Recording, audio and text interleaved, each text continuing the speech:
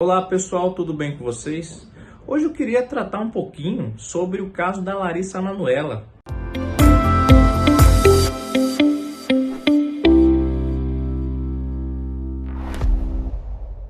Tá bombando aí as notícias sobre esse caso, né? Inclusive com reportagem no Fantástico, né? Sobre esse rompimento familiar com os pais dela, né? Que administrava essa parte financeira da carreira dela desde a infância.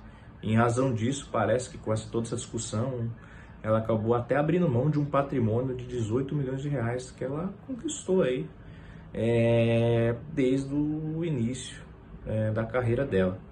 Né? Parece que ela tinha 3 empresas e ela, segundo ela, né, parece que a primeira empresa, quando ela tinha 13 anos de idade, ela descobriu que só tinha 2% da cota social e 98% era dos pais.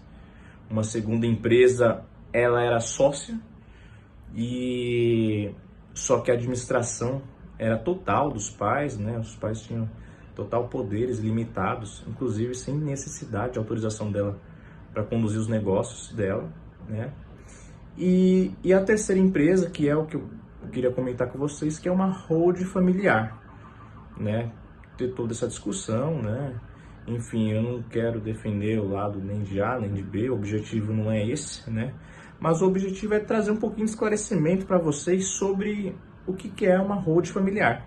No caso da Larissa Manoela, essa holding familiar, que é a terceira empresa que foi aberta aí recentemente, né? Ela serviu para quê? Justamente para que desvinculasse o patrimônio dela, né, da pessoa física para a pessoa jurídica. Por quê? A holding familiar nada mais é que uma empresa que não vai exercer uma atividade comercial, necessariamente não vai, né?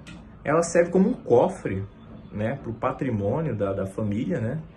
E você acaba tendo assim o que? Algumas vantagens, né? Quais as grandes vantagens? Primeiro, tributária, né?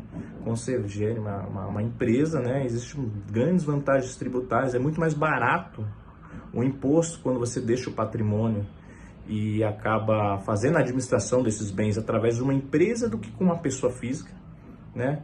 Outra que acaba dando uma maior proteção contra futuras e eventuais dívidas aí, né? Acaba sendo uma dificuldade aí para o credor, né? Se o patrimônio estiver dentro de uma CNPJ e não na própria pessoa física, né? E também essa facilidade de poder administrar, tal, até mesmo de repente, lá no futuro, até se evitar um inventário, se já fazer toda essa divisão certinha entre os herdeiros. Então esse seria o objetivo da holding familiar.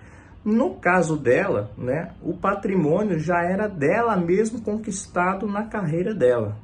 E a grande questão é que, apesar de ser um patrimônio dela, né, ela descobriu que o patrimônio estava dividido em 3, né?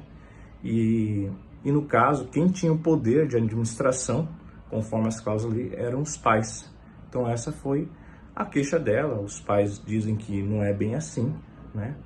Mas existe toda essa briga, essa discussão, né? E a gente vai ver como é que vai ser os próximos episódios. Mas a ideia aqui realmente foi só falar um pouquinho mais sobre o que é uma holding familiar, como funciona, quais são as vantagens, né? Então, fico à disposição de vocês se tiverem algumas dúvidas, se quiserem comentar sobre o caso também, estamos aí para isso. Tchau, tchau, pessoal, tudo de bom.